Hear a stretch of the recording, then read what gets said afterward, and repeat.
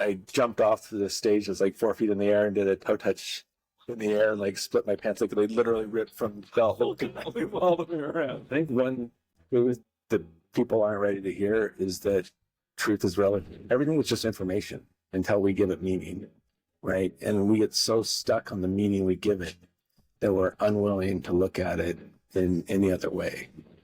I love to say that our past is determined by our present rather than our present being determined by our past, because the only way we can see life is through our current lens. A lie that I think we tell ourselves daily is that we matter. So if I tell you something and all of a sudden it doesn't feel right, then I should come back to you and say, this isn't feeling right to me, and I'm going to shift my word with you to hold integrity with myself, right? I think the greatest path to clarity is movement. Mm-hmm. And when you sit and you wait for clarity, you're not going to find it. I don't think that you need all the answers. You just need to move.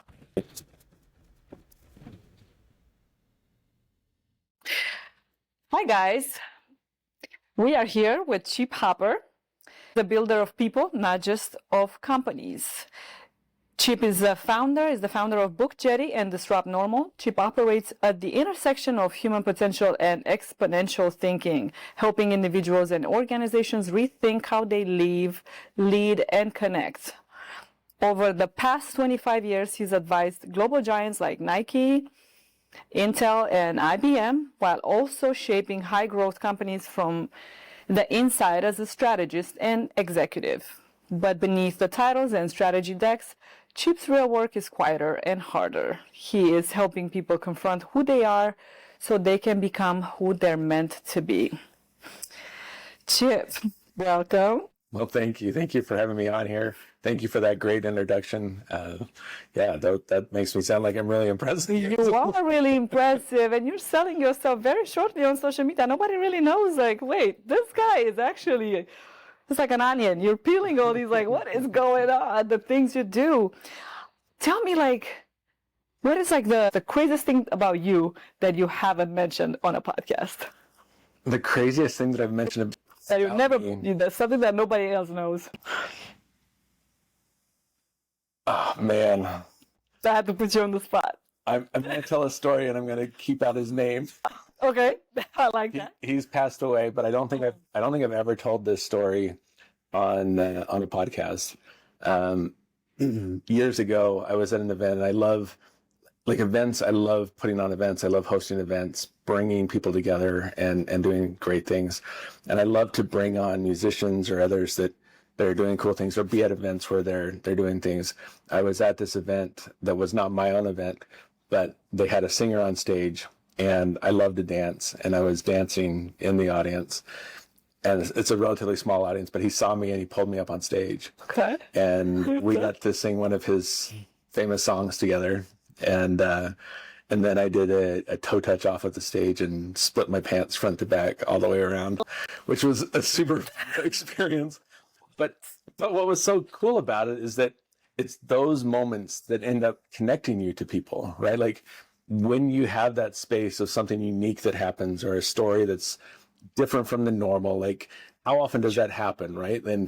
And this person and I, we became friends, and we did a number of things together, but it was because of that unique experience, right? Like I don't think, like, even just singing on stage with him wouldn't have been the connector, but the fact that I jumped off the stage, was like 4 feet in the air, and did a toe touch in the air, like split my pants, like they literally ripped from belt loop to belt loop all the way around, just like. And because of that, and like after he found me and we talked and we became friends, and like I actually ended up helping him with the book, and just beautiful, beautiful connections like that. So that's a story I don't think I've ever told. At least on. So you're a dancer, huh? I do love to dance.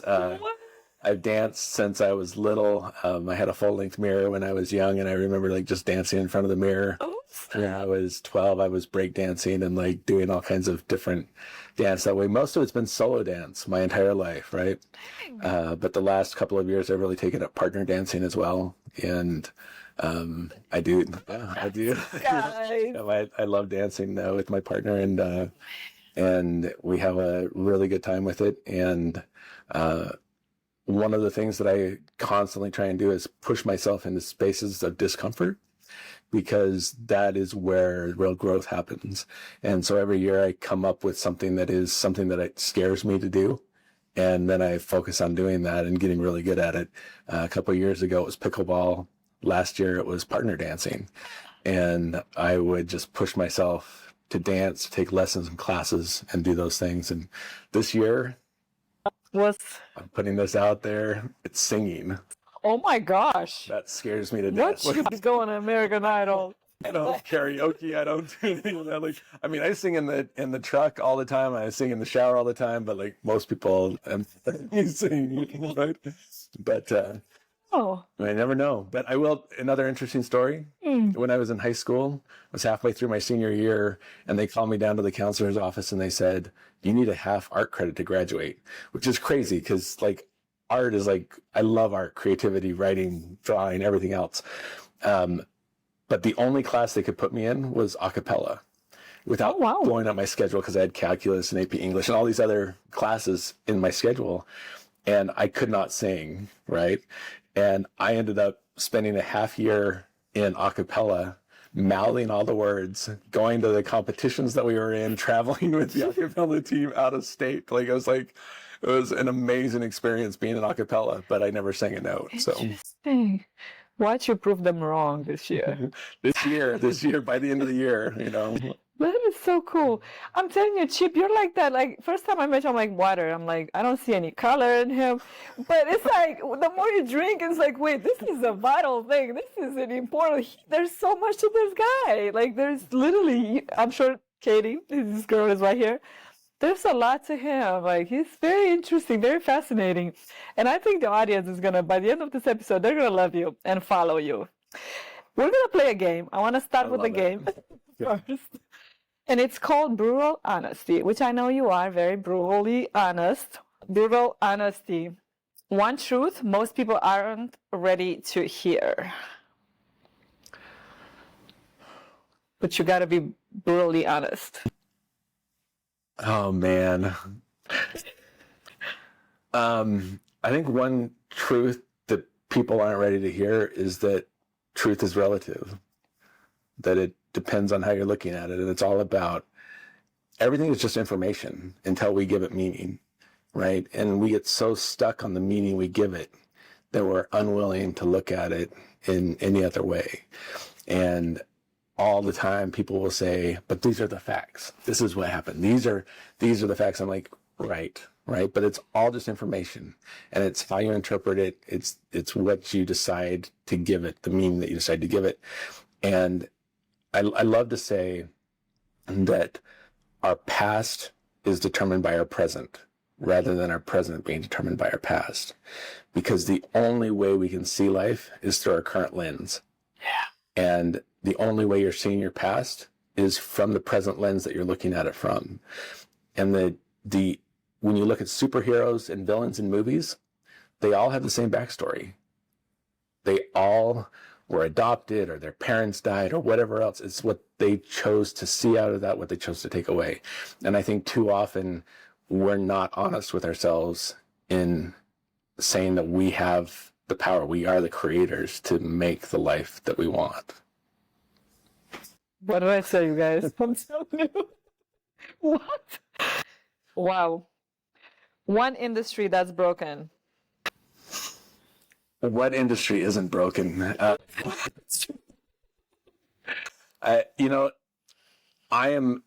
love evolution. I love growth. I love the things that we've built as a society, the places that we've come. Most things I feel were built with good intention, actually maybe did some good for a while.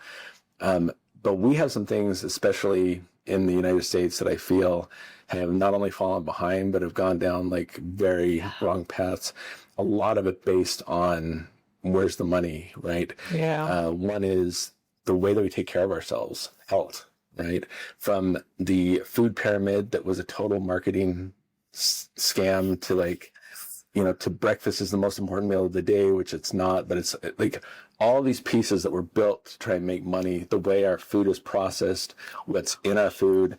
One of the books that I'm writing right now is with the top neurosurgeon in the world, and it talks about what we eat and and what it's doing to us.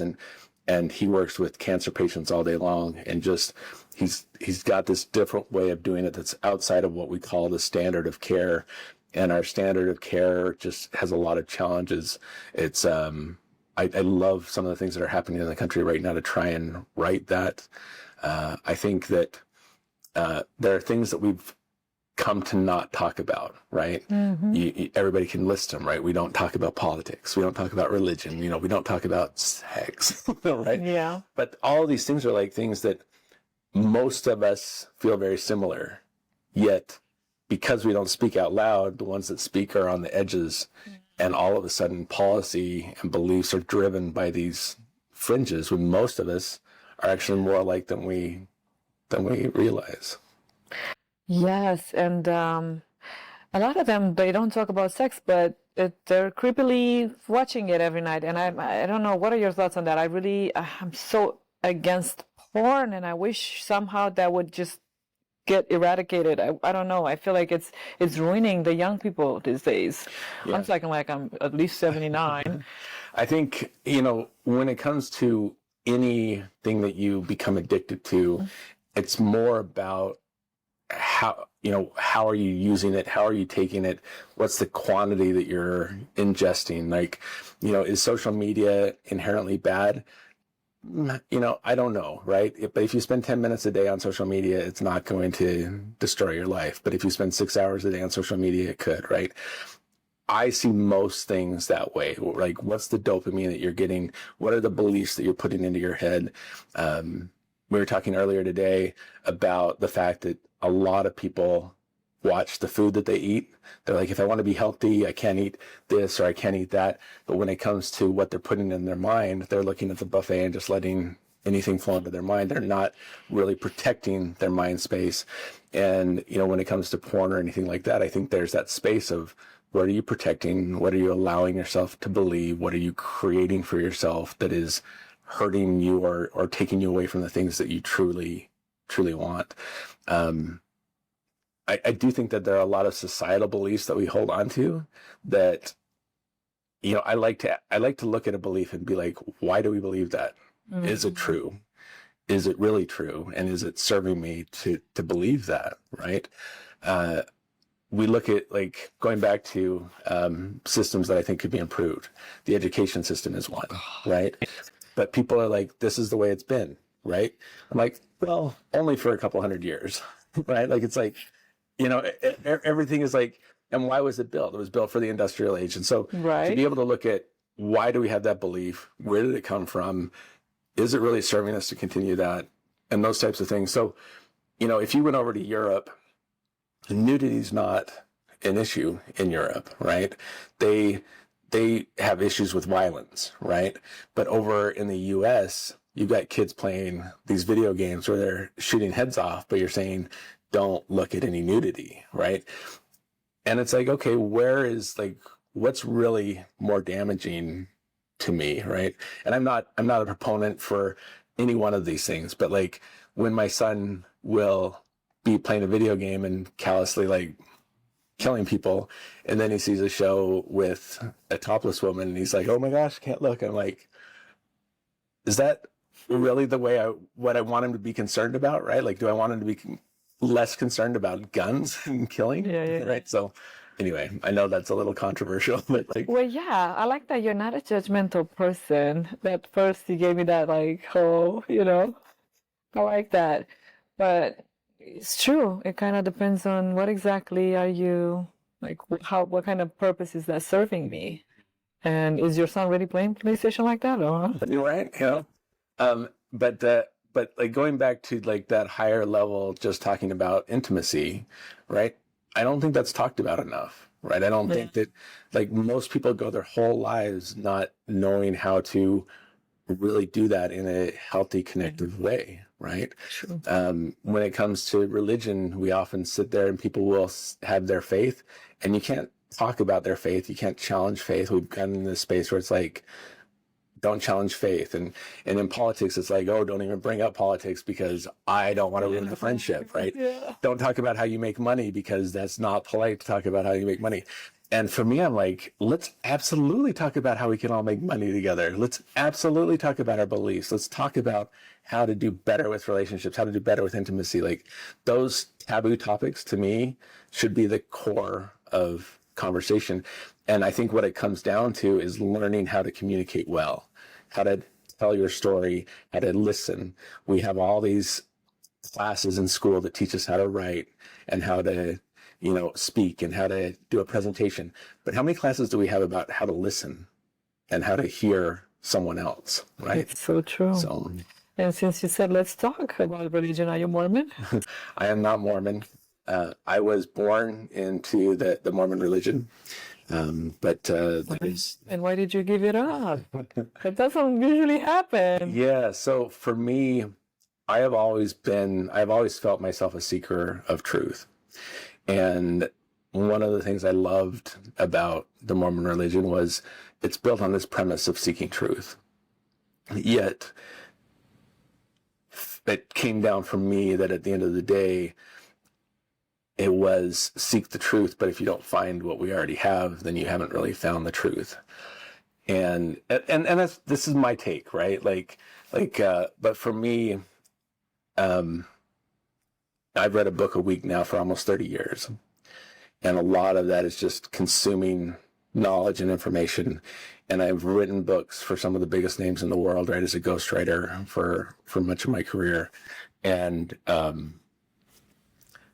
seeing things from all these perspectives has just shifted my beliefs, right? And so I'm really not tied to any one religion. It's more for me, and we can all use different words for it. Some people use soul and spirit, and some people use energy and other things. But, I believe we are all connected. I believe that there is a connective force that brings us all together. And what that is, I don't know. But the beauty of it is I don't feel like I have to know. And when I did shift away from religion, that was a big question from people that were very deep in religion was, well, if this isn't the answer, what is? And I was like, I don't know. And they're like, how can you sit in a space of not knowing, right? And that comes back to what we talked about earlier, is being able to sit in discomfort and be comfortable being uncomfortable and be comfortable not having the answer, right? To me, the best questions are the questions I can't answer, right? And I often say with my company, BookJEDI, when I help people write their stories, is our lives are defined by the stories we tell, right? And the quality of our lives are often determined by the quality of the questions that we ask. And better questions often lead to better lives. So when someone asks me a question, I'll say, we could look at the answer to that question, but is there a better question you could ask? We talk about this a lot in writing, where often the surface level emotion is not the real emotion that you should be looking at. There's often a second emotion underneath that, and even a third emotion underneath that. My gosh. If you could ask God one question right now, what would it be? If I could ask God one question. We're talking about asking good questions. Yeah. What's the point? I don't know. The point's alive? Yeah, I mean, so first of all, God is an interesting concept for me, right? And I don't, we don't need to get too deep in this, but for me, if I were God, for example, I would not say, here's the way we're going to do this. You're never going to see me. You're never going to hear from me. Some people might say they've heard from me, and you have to choose which ones of them to listen to and which ones to not. So if I were to sit down with God or a God, I would probably talk more about me and how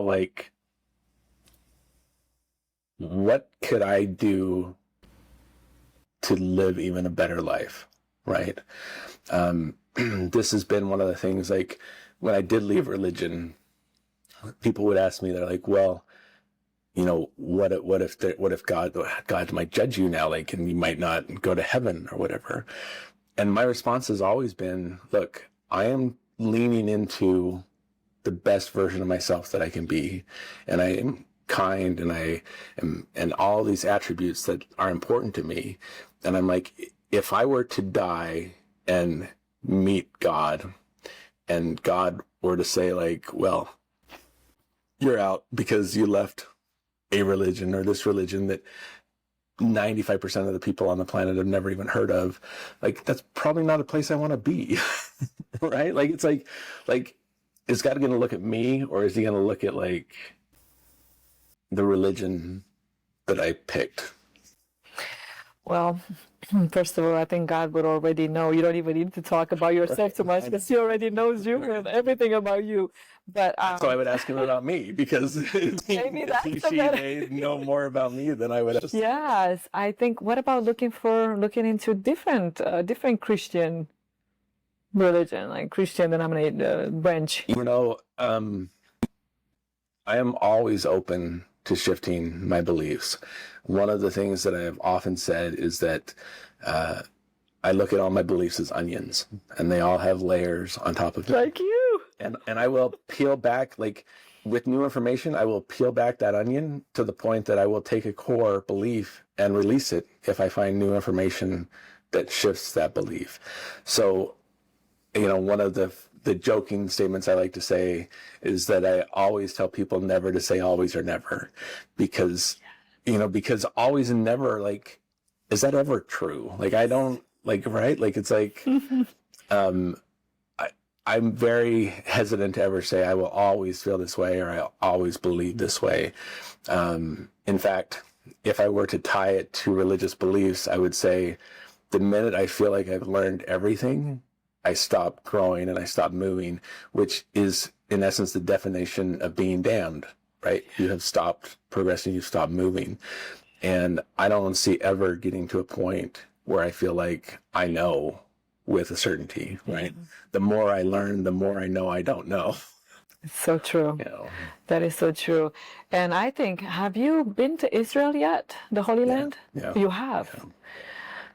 And you still haven't found. Interesting.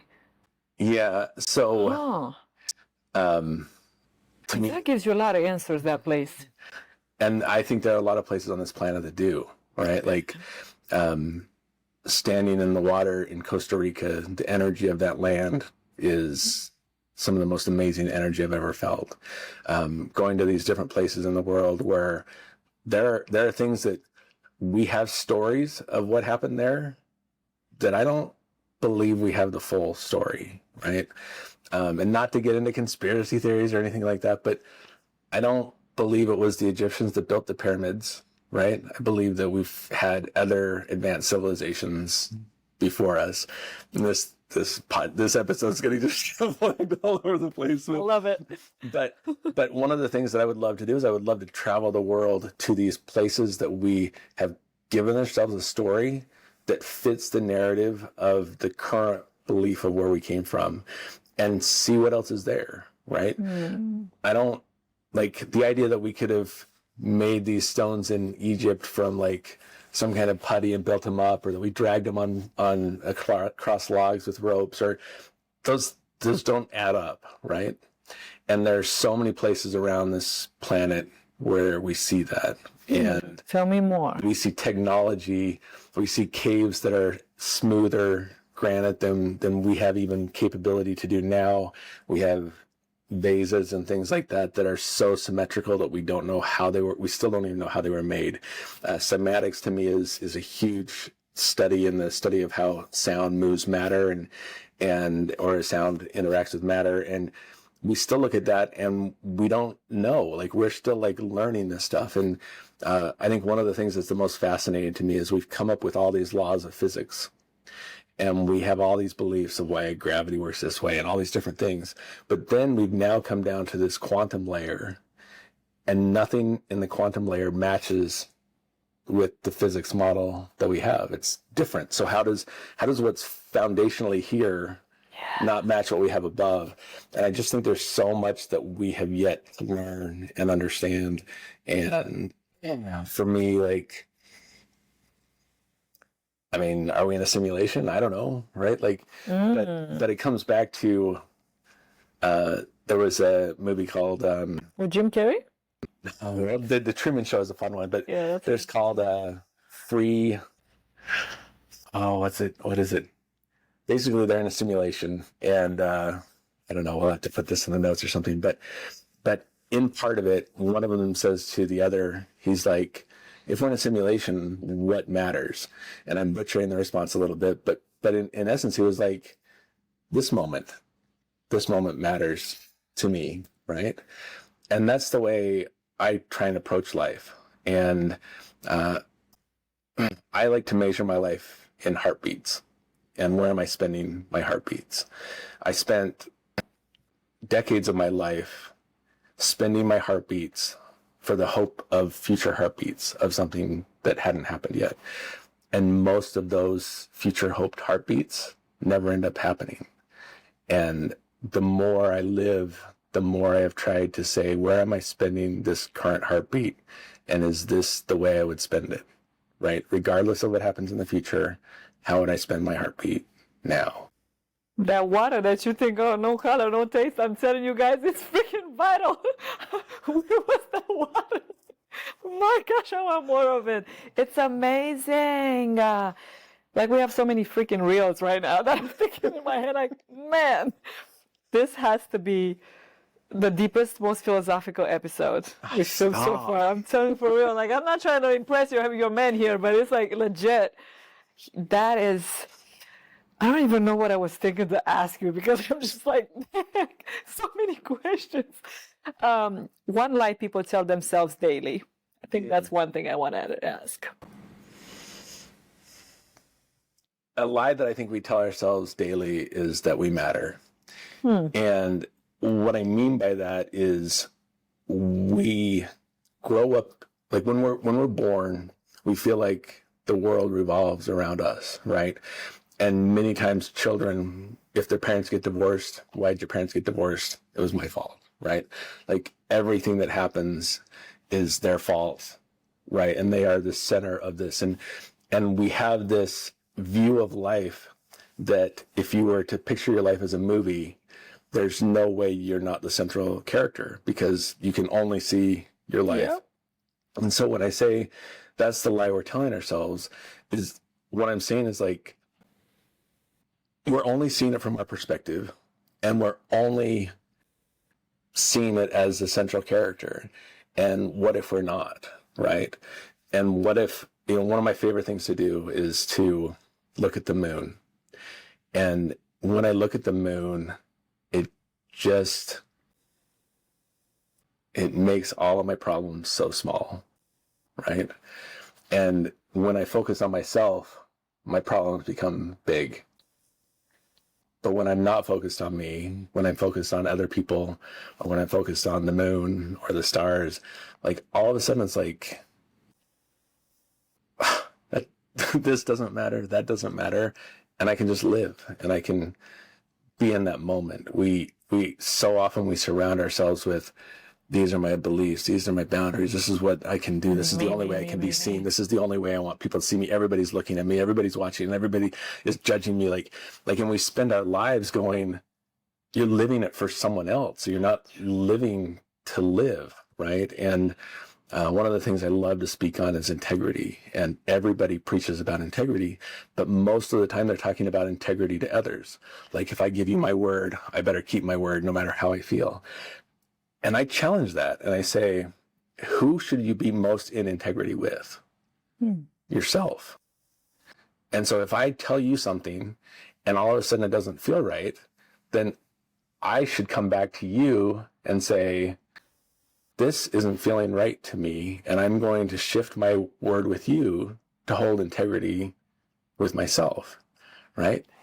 And when people look at that, sometimes they're like, oh my gosh, like, I wouldn't, how would people respond to that or whatever? I'm like, I would hope that if someone came to me and said, Chip, I'm not feeling in integrity with myself because of something I promised you, and I'm going to shift, that I would be able to say, I honor that.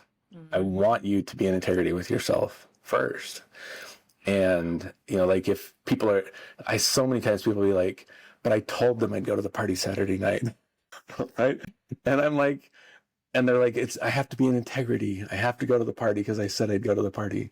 I'm like, but then you're like sacrificing you and integrity to yourself. That is a battle. I don't know. I know. I'm not saying it's. Yeah. I struggle with that too. Yeah. Yeah. Going back to what you mentioned, like you said something like, if I focus on the moon, what if the main character is Jesus and we're just, you know, what if we're not the main character and the main character is supposed to be Jesus because he's the one that taught us all the secrets of existence, like love and yeah. For me, like, again, that would come back to the first questions I would ask are, is it true? Is it really true? And I don't really know the answer to those questions. But what I would continue with is believing it's true serving me, right? And if it is, then it doesn't really matter if it's true, right? I do believe, and we talked about this before the episode, that truth is relative. Yeah. That everything is just information. Everything is just energy until we give it meaning and we give it purpose. And, you know, we talked about the sun, how when the sun rises in the east and sets in the west, that is our truth to us. But it's only true if we're on this planet. If we elevate and we are not on this planet, then there's no setting and rising of the sun. So does it benefit me to believe that? Maybe, right? Because I can go to bed at night and be like, oh, when I wake up in the morning, the sun's going to be there, right? To keep me warm. When it comes to Jesus, it's similar. Like, is that belief making your life better, right?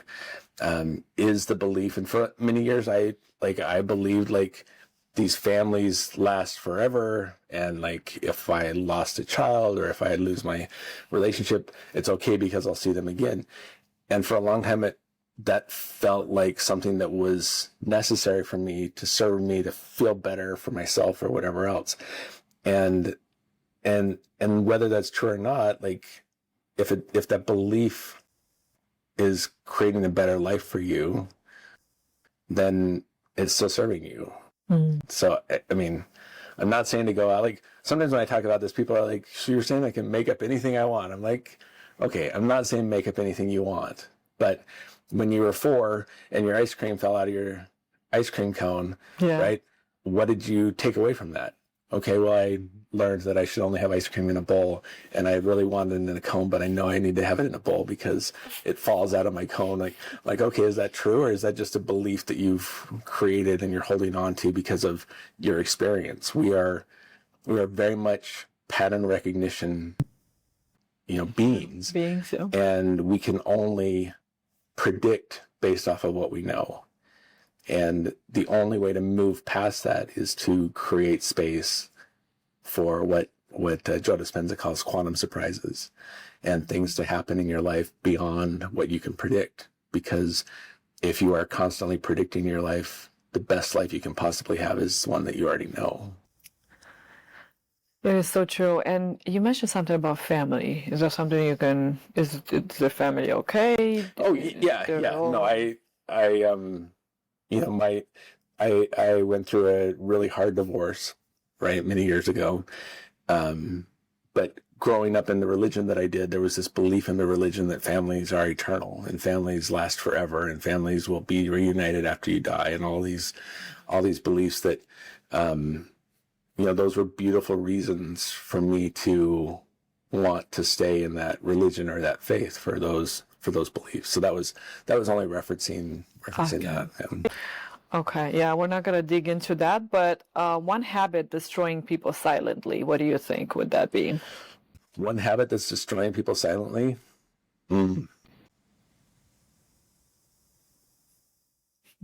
Judgment. Judgment. Yeah. Oh gosh. I think that I'm a judgmental person. I don't know. well, so the thing is, like, as human beings, when we collect information, we are going to process that information. We're going to move it somewhere and take it somewhere, right? So that is always going to happen. But when I talk about judgment, it's more about looking at it from a standpoint of, oh, that's not okay. This is okay. I see it this way, which means mine's the right way. And having lived a life that feels like I've lived multiple lifetimes in a single lifetime, I can always see the other side of the coin. And I think the more that we're able to see both sides, the better quality of our lives, right? True. And not only do we judge others, but we judge ourselves. And we probably judge ourselves more than anything else. And we're like, oh my gosh, the word I just said sounded awful, or I just tripped over this, or I just did this, and everybody was looking at me. The truth is, like, probably nobody was looking at you. Nobody even noticed what you did. No one cares, right? So, like, I think that we are hurting ourselves by judging ourselves and just, you know, we look at everyone else and we're like, oh my gosh, they've got it all put together. Oh my gosh, I need to fix my life before I can do anything I really want to. And we delay the things that we love. We delay the things that we want because we're like, I'm not qualified. I'm not ready. I'm not capable. I have all these things I have to fix. And having worked with the top names in the world, no one has a clue. There's no one. No, everybody just moves and takes action. One of the favorite things that I have loved working with some of the greatest names in the world is that my kids have been able to get to know them personally. Like, they'll come stay at my home and they'll do things. And what my kids have been able to learn is that greatness is a choice, right? And it's a choice about moving and taking action. And even when you don't know, because no one, everybody wants to know. And there is no knowing. The more you know, the more you know you don't know. The more you stop doubting yourself. That's true. Yeah, I love that answer. One thing you still struggle with. You seem to have it all figured out, but what is that one thing you're struggling with still? That I look like I have it all figured out. I don't. No, I have. Awesome. I have. You know, a lot of people will come to me and they'll be seeking an answer because they'll feel like I've got this clarity, and it's true. I can help people a lot, but, like, I don't know. For me, like, I frequently get the response that something is not right. Right? Like, if I'm like, should I do this? I can get a strong no, but I rarely get a strong yes. Like, it's more like I'm not feeling a no, so let me just keep going. Why do you think that is? You know, I think it's because it really just is up to you, right? Like, I don't, like, I think there are things that don't align with you, but the more things do align with you, the more it just is like what feels good, right? Are you more of like you're one of those people that are just the instinct first, or you're very rational and you're just kind of analyzing things, the situation? I like to think I'm a good mix of both. Okay. But I do have, like, intuition is something that I love to study and I love to try and understand. And when we talk about our gut feeling or things like that, there's actually a lot of science to that because we have a lot of memory receptors and things that in our gut. The challenge that I have people with when they listen to their intuition is that intuition is often based off of what you know and where you've been. And so if you listen to your intuition, it will often take you back to what you've had. Right.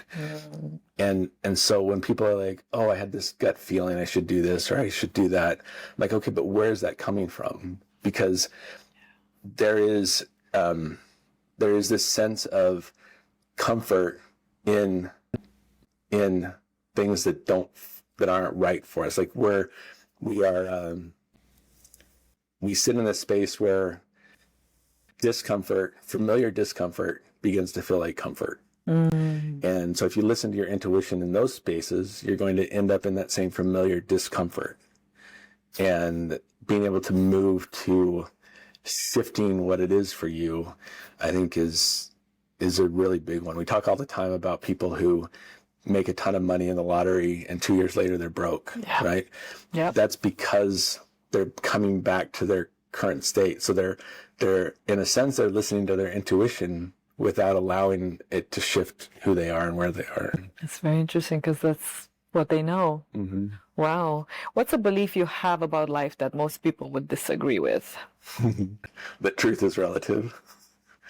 Yeah, I have a lot of people will challenge that concept of truth being relative, and they'll say, no, there is an absolute truth. And a lot of people are like, I can't wait to, for everybody to see the actual truth. Like when we all die and we're all with God and God shows us all the absolute truth, and they're like, that person will know they were wrong. And I'm like, will they? Right? Like, it's like the way we see life is based off of our own lens. It's our own perception. One of the movies that I worked on that won the LA Film Awards in 2019 was called Perception, Seeing is Not Believing. Mm-hmm. And there's so much truth to our perception and how we see the world. And I think that is one of the hardest ones for people to understand, is because they'll constantly come back to, no, it's a fact. It's the truth. I can interpret it this way, but this is the truth. This is the fact, right? And I just don't think that's the case as often as we think it is. Right? Very interesting. Do you think people are living or just performing? I think most of us are performing because life is pulling us, right? Like we have to go to work. We have to do this. We have to do that. And we are going day to day with, there's a great demonstration that I love, which is you take a mason jar and you fill it with ping pong balls, or you fill it with sand, and then you say, this is your life. And then all these ping pong balls are the things that are important in your life. And you try and put them in, and you can only fit a few ping pong balls in because the sand takes up most of the space. But if you then dump out the mason jar and you put all the ping pong balls in first, everything that's important in your life, and then you pour in the sand, it all fits, right? And I think that we can shift to living over performing. But most of the time we're performing. We get up, like, what did you do yesterday? It's probably the same thing that you did the day before. It's probably the same thing you did the day before that. And when, we sit there and we're like, oh, I can't wait for the day that I have this. Or I can't wait for the day of this. But you get up and you do the same thing you did yesterday. So true. And tomorrow you're going to get up and do the same thing that you did again, right? And that to me is performing, right? Living would be actually stepping into those things that you want. Just quit the job. Go get the girl. Do the wild thing. What? I do think that there are risks, and there are calculated risks, and there are ways that you can do that, right? But yeah, absolutely. What are you doing today that is going to step you towards the future that you want? What if somebody doesn't know the answer to that? Who does? Mm-hmm. Like, I don't know anybody that knows the answer to everything, right? And again, like coming back to this idea of quantum surprises, right? It is like, what do I know, right? I know that I love to learn. I know that I love to help people. I know that there's things, there are core things that I know about myself. And there are intentions that I have, right? Mm-hmm. Like I would love to be able to travel and to work with kids in other countries more. I would love to be able, there are things that I want to do, but I don't have to have all the answers, and I don't have to have it defined. In fact, I think the greatest path to clarity is movement. Mm-hmm. And when you sit and you wait for clarity, you're not going to find it. That's so true. I went back through my career, and I worked 30 different jobs before I was 30. And I list these from paper route to working in the back country of Yellowstone to being an optician of this one or this one to running to Walmart to whatever it is, right? I've done a lot of different jobs, and in each one I've been I like this, I didn't like this. So what's a job that kind of overlaps this? And as I moved, it's it just moved into a space of, if you had asked me 20 years ago, hey, Chip, do you want to ghostwrite for celebrities and athletes and run events around the world? I don't know what I would have said, right? Like, it's like, so I don't think that you need all the answers. You just need to move. You'll figure it out as you go. And you need to listen as you move. Oh, that is such a solid advice, that right there. Solid advice, yeah. Sometimes we just stay stuck. A lot of people just get stuck, especially in the midlife. A lot of that midlife crisis. I don't know if you've had it yet, but I would like to think I haven't hit midlife yet, but you're lucky. Shoot, as soon as I hit 40, something happened like magic where I just lost it. Yeah, they actually there are some studies that show that this midlife crisis is realizing that everything that the stories that I've been building are likely not where I'm going with my life now, right?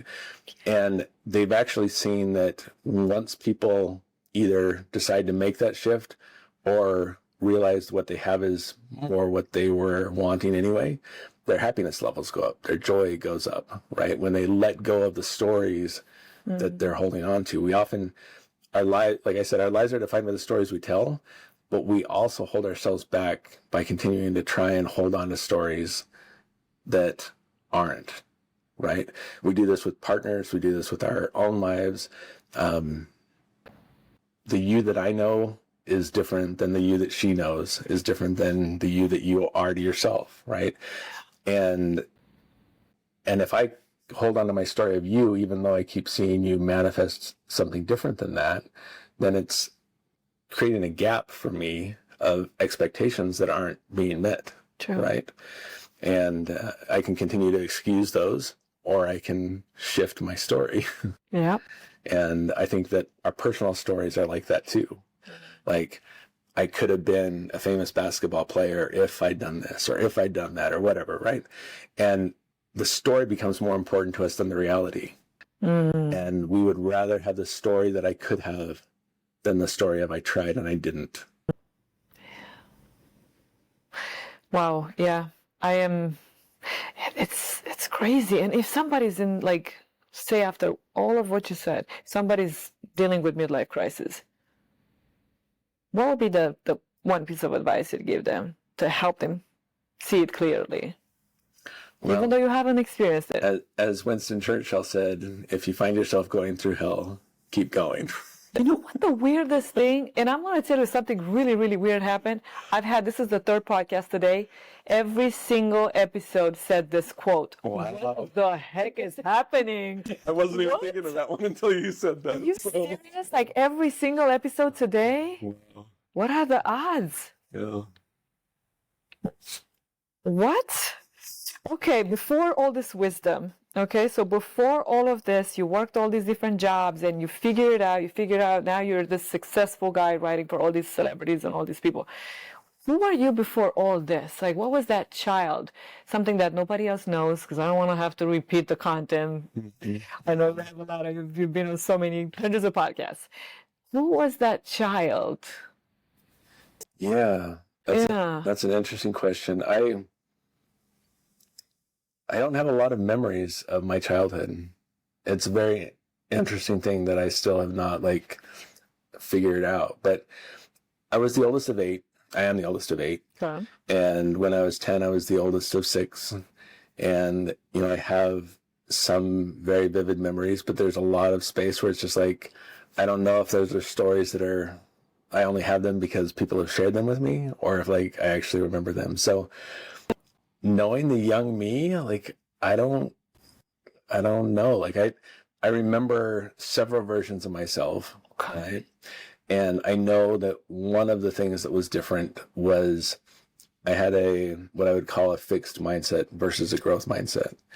And there were things that I just believed we either had them or we didn't, right? Like the ability to communicate well, or the ability to be a leader, or these things. They felt like these soft skills that either you kind of understood it or you didn't, right? And I think that one of the biggest shifts in me is this shift of the belief that a growth mindset of we can change any of these things, right? the belief that you can have anything you want. You just can't have everything you want. And, for me, my young self didn't really see how much possibility there was in the world, right? Like possibility from the standpoint of different perception and perspective, right? Like growing up, my beliefs were my beliefs, and I was very like, if someone didn't have those beliefs, it was like, okay, well, maybe one day you'll have the truth, right? And now it's like, I don't know that there is a truth that is universal for everyone and everything. What that tells me is that you either have had something tragic happen in your childhood that you just don't want to talk about, and I need to have some type of EQ just to kind of, because you've been going around that bush, and a part of me wants to say, what the heck happened? Why don't you remember it? But another part is like, okay, I get it. I'm with you. I get it. We don't need to get into it. It truly is one that I don't have a lot of memory of it. Yeah. It's like before 12 years old. Did you fall? And I do have a really big head. Oh, no. That's actually one story. Like when I was born, the doctors came in and like the nurse measured my head and looked at the measurement and measured it again, and then like wrote it on the sheet. My head. What are you talking about? Then the doctor came in to look at the numbers. Well, I had a big enough head that I actually walked before I crawled because I couldn't lift my head up. I do like to believe that my body is going into my head a little bit, but yeah, it's interesting. And in fact, like I have some memories of when I was 8 with my best friend. Okay. And in my mind, this was a best friend that was in North Carolina with me. Mm-hmm. Oh, that's where you grew up? Well, let me finish. All right, I like that. Okay, he's opening up. So when I was very young, I moved to Chicago. Okay. And then after that, I moved to North Carolina. And then ultimately, we ended up moving back to Utah. But in my mind, this 8-year-old friend of mine was a friend of mine in North Carolina. And it wasn't until like a few years ago that I was out on a business trip in Chicago. And the friend I was with, I was like, hey, let's go look at my home that I grew up in, right? And we found this home, and I sent a picture of it to my mom, and she's like, yep, that's the home. And I'm like, nothing. I don't like remember this home at all. And I'm like, that's okay, because we only lived here a couple of years. And my sister, who is 8 years younger than me, she's like, no, I was born there. And I'm like, wait a minute, you're telling me my best friend Bobby from when I was 8 years old in North Carolina was actually my best friend Bobby in Chicago? Wow, so you're having them all mixed up. Did you do drugs when you were young? No, anyway, so now we're digressing into a part we can probably like edit all this out. Like I have no idea. Like, but I'm with you a lot of the stuff. If you live a very intense life, you start the small things start to kind of fade. So I do get it. I wish we could talk a lot longer, but I know we're coming to an end. I have one last question. What kind of life is worth living? That's a fantastic question. I think when it comes to living a life that's worth living, often people ask, what would you go back and tell your younger self? And I think the closer you can get to saying nothing, the more meaning your life has, and the higher the quality of your life, right? I look at my life, and there are things in my life that I regret, and things that, I look back and I'm like, what if that had been different? But at the same time, I look at myself and I'm like, I am who I am today because of everything that happened to me. Yeah. And if I had the choice to go back and have something be different that I wished was different then, I recognize that I would have to give up who I am today. And I think that, as I've lived, right now I wouldn't go back. I wouldn't make that other choice, knowing that I'd have to give up who I am today. And I think that is a life lived, is a life that you can sit there and look back on your life and be like, yes, I tried, not, man, I wish I would have. You can say that you've always tried. Like you liked that woman, and regardless of the situation, you've tried. You liked that thing, and you went for it. I don't feel like I've always tried, but I do feel like I've learned. There are a lot of people that will say things like, successful people know that there's a reason for everything, right? And I shift that a little bit to say that successful people are able to give meaning to what's happened, right? And, like I said, I went through a divorce that just broke me, right? But it's also made me who I am today. And one of my favorite authors, one of their quotes is, what if you could see the worst thing that ever happened to you was the best thing that ever happened to you? And I love questions like that get you to kind of look at your life. And we all have struggles. We all have blessings. But somewhere out there, there's someone going to bed right now crying, wishing that they had what you have right now. And you said you have regrets. Are the regrets basically the fact that you haven't tried certain things? Is that part of the regrets that you have? My regrets are often things like I regret the times that I was not kind, right? I have never regretted being kind. And for me, that it's those types of things. But like, I have regrets about things that happened with my kids, or that happened with my ex, or that, choices that I made in life that I look back and I'm like, what would life be like if it were different? And I don't believe it's possible to live with no regrets, and I don't think you should. But I can live with the regret and also recognize what came from it.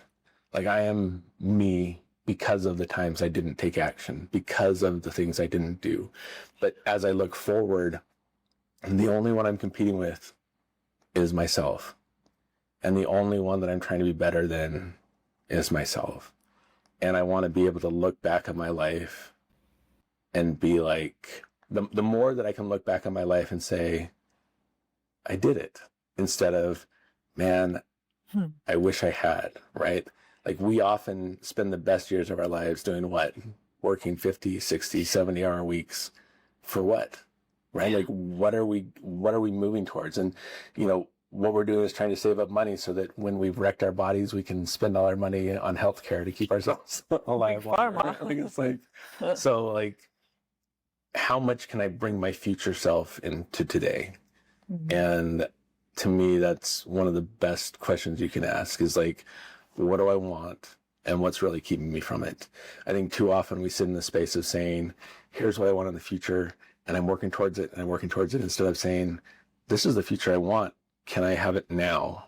Like, what can I do today that is the future, instead of constantly saying I'm getting ready for the future that I want? That is amazing. And because you mentioned kindness, I was invited to collaborate in a documentary called Kindness. I love it. And I would like to extend that to you. If you'd like to apply the Kindness documentary, I just posted about it today as well. So there's a link in there. It's their link, and then #Catalina. So you can go on there and apply potentially. If they're actually selecting people, I think you would be a great candidate. So. Of all the things that I've written, the only thing with my name on it is a section on kind. Amazing. That is amazing. So that would be actually, even for those that are listening, that if you think you're a good fit, please go and apply. It's going to be an amazing documentary. So I think. I love it. I love that idea. Yeah. And where can people find you and follow you? chiphopper.com, and pretty much Chip Hopper on every platform: Facebook, LinkedIn, Instagram. Oh, nice. And if you guys need a ghostwriter, a great author. Or if you want an event that'll change your life, like one of my favorite things is to run events with groups of people and help them tell their own story and redefine who they are. Yeah. You also do weddings? Because I'm looking for. I am a licensed minister. I can actually Oh, man. marry you if you would like. Oh, wow, amazing. Fine, we'll talk. So yeah, guys, you got the links. You got what you can, I guess, all the reasons to follow Chip. And is there any question you wish I had asked that I haven't? I think you were very thorough. Oh, I was. No, but I'm sure we can come back for hours. Continue for sure. Yeah, once you'll we'll have more time. Thank you so much for coming. Thank you for having me on. It's been a pleasure.